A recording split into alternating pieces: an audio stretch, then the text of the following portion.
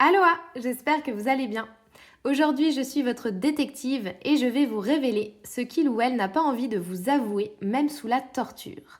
Ça paraît tordu, mais l'essentiel, c'est que vous puissiez connaître la vérité, toute la vérité. Vous choisissez l'une de ces trois pierres et on découvre ensemble la carte qui va avec. A tout de suite. Groupe numéro 1, vous avez choisi la vérité. Donc, apparemment, il y a un mensonge. On va évidemment approfondir avec le même oracle. C'est parti. Donc pour mon groupe numéro 1, quelle est cette vérité que la personne en face leur cache? Quelle est cette vérité qui est cachée? Ok. Alors, il semblerait ici qu'on ait un besoin de liberté, d'indépendance. Peu importe depuis combien de temps vous êtes ensemble, votre autre a vraiment un gros besoin ici de faire des choses de son côté, de sortir, de... Alors, bon, ça va peut-être pas vous faire plaisir, mais de faire des choses sans vous. En gros, on a quelqu'un là qui peut-être est en train soit d'étouffer, hein, si vous êtes tout le temps ensemble, soit simplement, voilà, qui vous dit à travers cette guidance, moi j'aimerais bien quand même de temps en temps pouvoir avoir mes activités sans toi, pouvoir faire une petite sortie, pouvoir, je sais pas moi, aller voir un ami. Donc, c'est finalement ici, c'est un mensonge, mais pour ne pas vous blesser, j'ai l'impression. C'est plus... ouais, c'est plus quelque chose de bienveillant parce que votre autre n'a pas envie de vous froisser ou de vous faire ressentir que vous êtes de trop ou que vous êtes quelqu'un d'étouffant, quoi. Donc, mais derrière tout ça, voilà, on a quelqu'un qui a un petit peu envie de fuir, j'ai l'impression, pas forcément la relation, hein, mais de fuir un peu le foyer, le train-train, et d'avoir ces petits moments à lui ou à elle. Donc un besoin de retrouver de l'indépendance et une liberté. Ok, on continue. Donc pour le groupe numéro 1, qu'est-ce qu'on me dit de plus?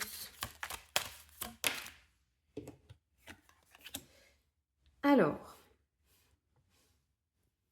là on va creuser parce que je vais vérifier si c'est bien vous, le fameux coup de cœur. Donc, qu'est-ce qu'on me dit de plus par rapport au coup de cœur? Ah, ok, bon. On a ici quelqu'un apparemment qui a eu un gros coup de foudre pour vous, un coup de cœur, voilà, quelque chose de vrai, quelque chose de très sincère, de très joli, mais qui aujourd'hui a besoin de prendre un peu de recul, peut-être de se retrouver, hein, voilà, c'est ce qu'on me dit ici. Donc, c'est pas forcément quelqu'un qui veut vous quitter, mais c'est quelqu'un qui a besoin de vivre aussi en dehors de ce lien, en dehors de cette relation. À travers un cercle social, à travers une passion, à travers, je sais pas moi, peut-être même une heure par-ci par-là, de faire quelque chose qui, en tout cas, lui fait du bien, lui fait plaisir, et que vous ne partagez peut-être pas ensemble.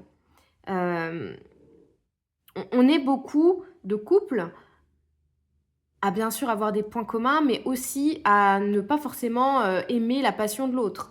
Et donc là, j'ai l'impression qu'on est vraiment dans des personnes qui ont besoin, mais n'arrivent pas, ou ne veulent pas, vous l'avouez, hein, mais ont besoin quand même d'une certaine forme de liberté en dehors du couple. Et ça a l'air quand même assez difficile à exprimer. Alors soit parce que vous avez un fort caractère et que vous avez mis certaines limites, certaines règles, hein, peut-être, ou tout simplement parce que c'est quelqu'un qui vraiment vous aime tellement qu'il ou elle ne veut pas vous blesser. Encore une fois. Mais je ressens rien de dramatique. Mais la raison pour laquelle il ou elle ne vous l'avoue pas, ouais, pour moi, c'est vraiment pour pas foutre le bazar, quoi, hein, entre vous, et pour pas que vous vous sentiez mal de sa demande. Bon, pour certains, certaines, vous avez quand même déjà eu des discussions par rapport à ça. Donc votre autre vous a déjà dit, voilà, moi j'aimerais bien faire ça ou faire ci, même si toi t'aimes pas ou même si t'es pas là. J'aimerais bien, je sais pas moi, aller voir tel ami, aller faire telle activité. J'aimerais tout simplement avoir 1 heure pour moi, tranquille. Voilà, pour certaines personnes, ça a été dit, hein, et ça n'a pas forcément été entendu. Et pour d'autres, ça n'a jamais été dit, ça n'est pas quelque chose que l'on montre parce que, oui, il ou elle veut vous préserver, mais est du coup un peu dans le sacrifice quand même. Alors, je ressens pas forcément quelque chose de pesant au point où je vous dis, où on a envie de partir pendant définitivement. Mais bah, attention quand même parce qu'on a quelqu'un ici qui peut quand même en souffrir d'une certaine façon, de ne pas avoir assez ces moments. On a tous et toutes un besoin de notre petite tranquillité, de notre petit cocon. Alors, c'est pas forcément ce qu'on appelle un jardin secret parce que, en fonction de ce que vous avez décidé, bien évidemment, dans la relation, mais il n'est pas question ici d'avoir le droit de faire n'importe quoi, mais juste de pouvoir se retrouver seul. Seul avec une activité, seul avec un ami, seul avec soi-même. Et ce n'est pas contre vous. C'est pour justement pouvoir après même nourrir votre lien d'une autre façon, peut-être aussi apporter quelque chose de nouveau et de plus frais dans les discussions, ce genre de choses. Mais on a quelqu'un voilà, en mal d'indépendance qui a soif de ces moments-là. Et il y a un côté... il y a un côté presque de l'ordre du protecteur, hein, je dirais, de ne pas vous le dire. C'est peut-être aussi quelqu'un qui est dans le déni hein, et qui se dit non mais moi ça me convient très bien d'être tout le temps avec elle ou avec lui, notre vie me plaît, ça me va très bien comme ça et en fin de compte, non, il y a quand même un petit besoin ici de souffler ou de reconnecter à quelque chose d'autre et il ou elle ne se l'autorise pas. Alors, on va aller regarder un conseil du coup pour vous par rapport à cette demande d'indépendance là. Et ne le prenez pas mal, c'est vraiment ce que j'entends ici. Moi, je suis la première, hein, je vais vous faire une petite confidence, je suis la première à aimer partager le maximum de choses avec mon chéri et à être peut-être parfois un peu susceptible quand il me dit, bah, je sais pas, je vais voir un match de foot, j'ai envie d'avoir 1 heure pour prendre soin de moi dans la salle de bain, enfin voilà, des bêtises quoi, mais bah, des fois ça peut un petit peu m'agacer et en fin de compte je me dis, bon, ouais c'est normal. Le reste du temps, bah, il y a le travail, il y a le quotidien, il y a les enfants, voilà, donc on doit finalement prendre sur soi et laisser ce genre d'espace à l'autre, c'est hyper important parce que sinon, on entre dans une espèce de mécanisme comme ça où c'est très oppressant. Et puis même nous, hein, finalement, au bout d'un moment, on a du mal finalement à supporter l'autre 24 heures sur 24 alors que de base, c'est nous qui voulions ça. Mais là, c'est vraiment important hein, que vous compreniez que cette espèce de besoin d'éloignement, de distance, d'indépendance, déjà, c'est pas quelque chose de définitif, hein, c'est quelque chose, ça a l'air d'être quelque chose de modéré, voilà ce que j'entends. Donc, c'est pas la mer à boire, c'est ce qu'on vous dit ici. Alors, on va prendre un conseil.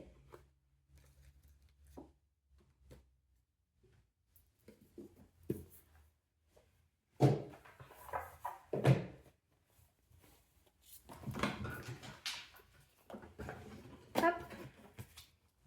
Alors, c'est quoi le conseil donc pour mes amis du groupe numéro 1? Pour les gens du groupe numéro 1, quel est le conseil? Ouais, j'entends, ne prenez pas ce besoin de distance ou d'indépendance pour un éloignement des sentiments. En fait, c'est un éloignement de la bulle du couple qui est nécessaire et dont on a vraiment tous besoin. Après, à différents degrés, évidemment, et puis il ne faut pas non plus abuser, hein, on est d'accord. Mais ce n'est pas un éloignement des sentiments. Ce n'est pas un éloignement de l'amour que cette personne a pour vous. Quel est le conseil pour le groupe numéro 1? Non, il y en a un peu trop. Eh bien, vous aussi, finalement, ça vous ferait du bien de faire des choses sans cette personne. Parce que avec le conseil va t'aérer, ça vous indique ici que vous avez besoin, en fait, vous aussi, de voir autre chose, de faire autre chose.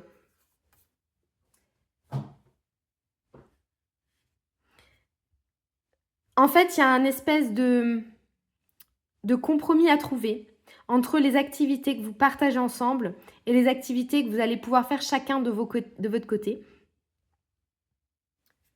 Il faut trouver ou retrouver en fait cette espèce d'équilibre et faire des compromis par rapport à ça. Parce que c'est pas parce que pour l'instant cette personne ne vous le dit pas qu'un jour elle va pas péter un plomb et du coup ça va peut-être être moins agréable, ça va, voilà, elle vous imposera peut-être quelque chose et là ça va pas le faire.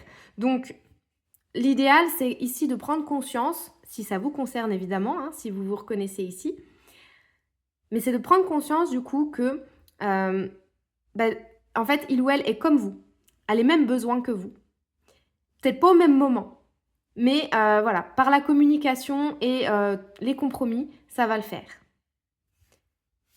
Peut-être que vous avez aussi un besoin ici d'aller en nature, hein, de changer un peu d'air.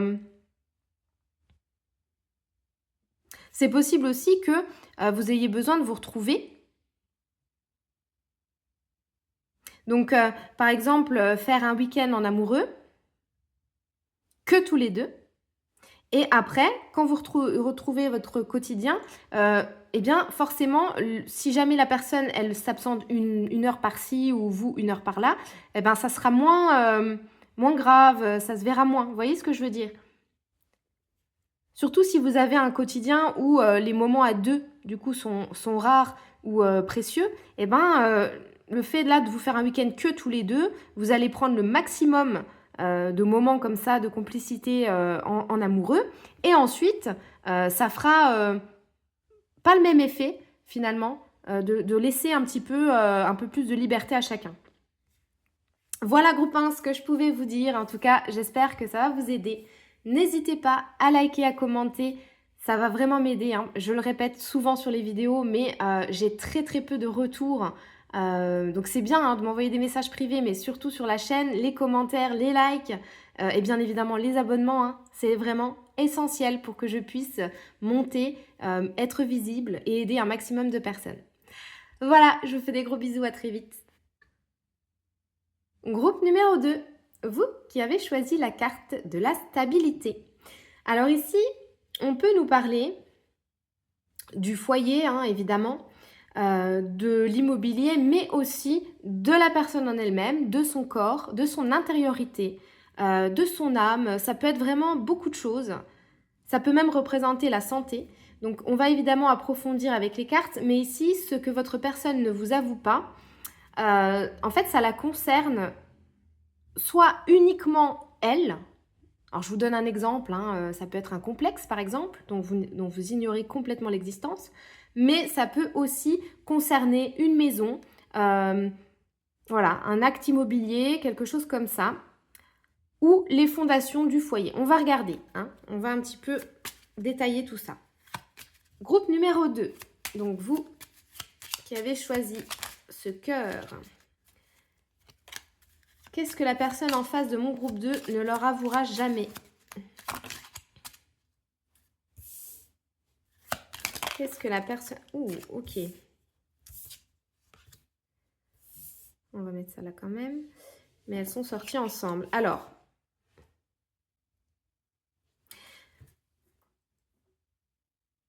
Ici, il peut y avoir une idée... D'accord. J'entends deux choses.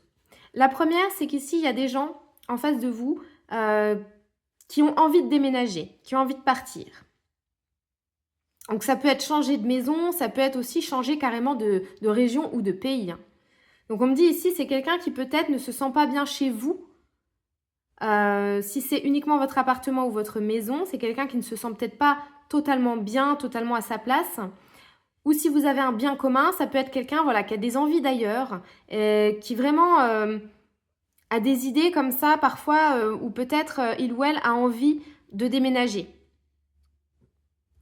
Et pour d'autres, c'est beaucoup moins light parce que ici on a aussi des gens qui se disputent pas mal. Et donc, si c'est votre cas, eh bien, votre autre ici en a vraiment marre en fait du conflit, des combats qui peuvent se passer sous le même toit. Et donc, cette personne, bah, clairement, là, on vous dit, des fois, elle a envie de se barrer, hein, de prendre la poudre d'escampette, de physiquement partir, quoi. Mais pour certaines personnes, on me dit, il ou elle ne prend pas la décision, ne vous en parle pas, parce que c'est quelqu'un en fait qui réfléchit quoi. Alors, donc ça peut vraiment être votre couple, ça va, mais c'est le lieu qui dérange cette personne, l'environnement, le lieu, les voisins ou que sais-je, et cette personne elle a envie de changer de maison, changer d'endroit. Ou ça va pas entre vous, il y a beaucoup trop de disputes au quotidien et du coup cette personne, elle regarde un petit peu la porte quoi. Groupe numéro 2. Qu'est-ce qu'il ou elle ne vous avouera jamais, même sous la torture? Qu'est-ce que cette personne ne vous avouera pas? Ok, cette personne, elle peut également vous cacher et ne pas vous avouer qu'elle est nostalgique de certains souvenirs, de certains moments que vous avez peut-être passés ensemble, d'ailleurs entre ces murs, hein, c'est possible. En tout cas, il y a une nostalgie ici par rapport à votre relation. Et cette personne apparemment ne vous en parle pas.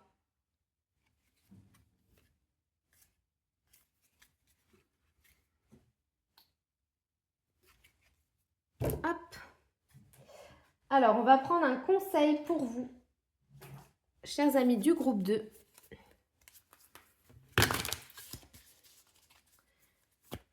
Donc évidemment, quand je dis il ou elle ne vous avouera jamais, on est d'accord que c'est une caricature, hein, je grossis volontairement, mais avec une bonne discussion, là, vous pouvez peut-être quand même en tirer quelque chose et avoir plus d'informations, à savoir si cette personne, c'est vraiment le lieu ou la relation qu'elle a envie de fuir. Parce que il y en a un des deux, quoi.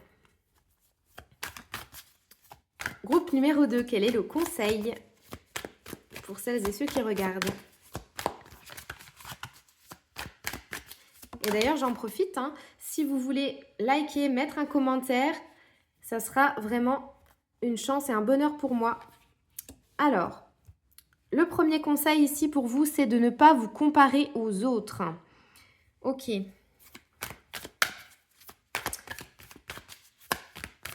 Ne comparez pas votre relation, ne comparez pas vos biens, ne comparez pas votre corps. Enfin bref, c'est vraiment une histoire ici d'arrêter de se comparer. Peut-être que il y a dans cette carte-là quelque chose qui agace la personne en face de vous, c'est possible. Et vous voyez, on a vraiment l'idée d'aventure. Tu es prêt à partir, Gugus? Ok, on part où? Bon, alors ici, clairement, si vous êtes avec quelqu'un qui vous a déjà fait comprendre ou vous a déjà exprimé d'une manière ou d'une autre, hein, qu'il ou elle avait envie de partir, de changer d'endroit, de déménager, de peut-être même aller vivre à l'étranger, eh bien, là, c'est vraiment une invitation à tenter l'aventure, en fait. À peut-être changer de vision si vous n'avez pas la même. Essayez un petit peu de vous aligner à la sienne et de voir ce que ça peut donner. Parce que j'ai quand même ici un ressenti qui est que il y a quelque chose avec le lieu. Peut-être quelque chose qui fait que les énergies sont pas ouf et que ça amène beaucoup de tensions, de disputes et que vous vous sentez peut-être pas si bien que ça là où vous êtes. Sinon, si vous vous sentez très bien chez vous, eh bien, c'est vraiment une idée de remettre certains points sur les i, j'ai envie de dire, parce que voilà, votre autre comme je vous ai dit tout à l'heure, guette un peu la porte, a envie un petit peu là de prendre ses valises et de claquer la porte. Donc voilà, attention à ça ici parce que on voit quelqu'un qui est sur le départ. En tout cas, j'espère que ça va vous aider, vous éclairer. N'hésitez pas à liker, à commenter, à vous abonner et je vous fais des gros bisous. À très vite. Groupe 3. Alors vous avez choisi la carte de la visite. Donc ici on nous parle d'un déplacement, d'une rencontre ou de retrouvailles. Donc apparemment c'est autour de ça que votre autre a quelque chose à vous cacher, en tout cas qu'il n'a pas envie de vous avouer. Donc on va aller approfondir avec les cartes. Groupe numéro 3. Donc qu'est-ce qu'il ou elle ne veut pas vous avouer là par rapport à cette visite ?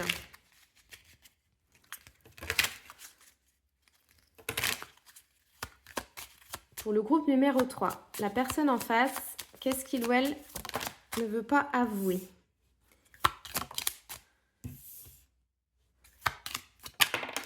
Oh, ok.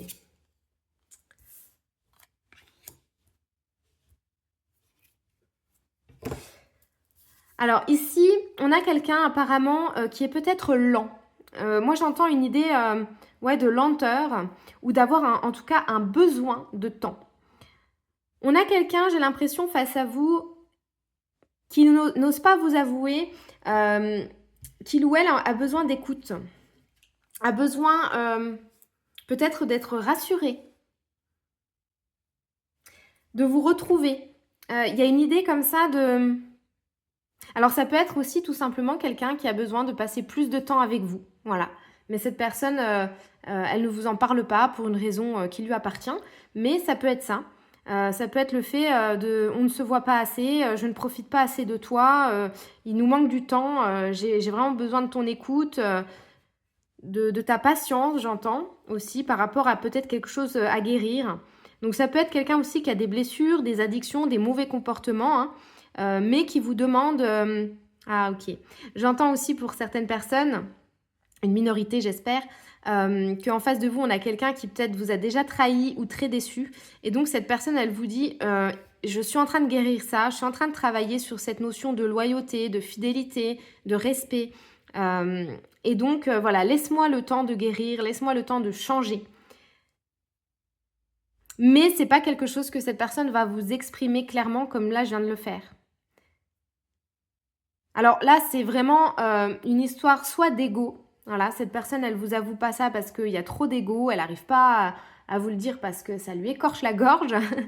Ou alors, la deuxième solution, c'est que c'est quelqu'un qui a du mal, en fait, hein, tout simplement, à s'exprimer quand ça concerne les sentiments, quand ça concerne ses propres erreurs. Mais ouais, sa plus grande demande, on va dire ici, c'est vraiment le fait de j'ai besoin de temps. Alors peut-être que c'est quelqu'un aussi qui vous fait croire qu'il peut vous décrocher la lune et prendre le TGV, alors qu'en fait, c'est quelqu'un qui est encore sur un vélo, quoi. Vous voyez, ça peut vraiment être quelqu'un ici voilà, qui vous a dit des choses, qui vous a fait des promesses, qui vous a pas menti, c'est pas ce que je ressens ici, mais qui vous a un peu vendu du rêve et finalement... vous y avez cru, mais vous avez un peu déchanté. Et cette personne, elle a du mal à avouer qu'elle a sorti les violons ou voilà, qu'elle s'est crue un peu plus forte ou plus rapide que ce qu'elle vous a dit, quoi. Donc là, il y a vraiment un besoin de patience. Ouais, elle vous demande en fait du temps, de la bienveillance, de l'empathie, de la compréhension. Allez, on va prendre un conseil pour vous. Mon groupe numéro 3. Bon, c'est assez clair, hein. J'espère que ça l'est, en tout cas pour vous. N'hésitez pas à commenter. Moi, ça m'aide énormément à comprendre comment m'améliorer, à comprendre aussi ce que vous procurent les tirages, hein, tout simplement. Pour mon groupe numéro 3, quel est le conseil? Waouh, il y en a 3. Justement, groupe 3, 3 conseils. On vous dit Vois le beau en toute chose. Et voyez, c'est marrant, hein? On a une marguerite, enfin c'est, oui, une marguerite encore, deux fleurs. Peut-être que vous aimez les fleurs, ou que vous avez, je sais pas, un parfum avec des fleurs dedans. Si vous regardez cette vidéo quand je la sors, ben, on est au printemps. Alors, il y a peut-être aussi quelque chose qui doit refleurir, qui doit pousser. Hein. C'est peut-être votre autre qui est en train de grandir aussi. Vous avez également comme conseil d'être dans la joie, de faire brûler le feu de la joie. Et on vous dit également ici que vous êtes en train finalement de vivre une initiation. Votre autre a son propre travail à faire et finalement, vous participez à ça. Donc, c'est une initiation, un apprentissage. On vous dit de voir le bon côté des choses et de garder absolument votre joie intérieure. Voilà les amis, j'espère que ça va vous aider. Moi, je vous dis à très vite. Gros bisous!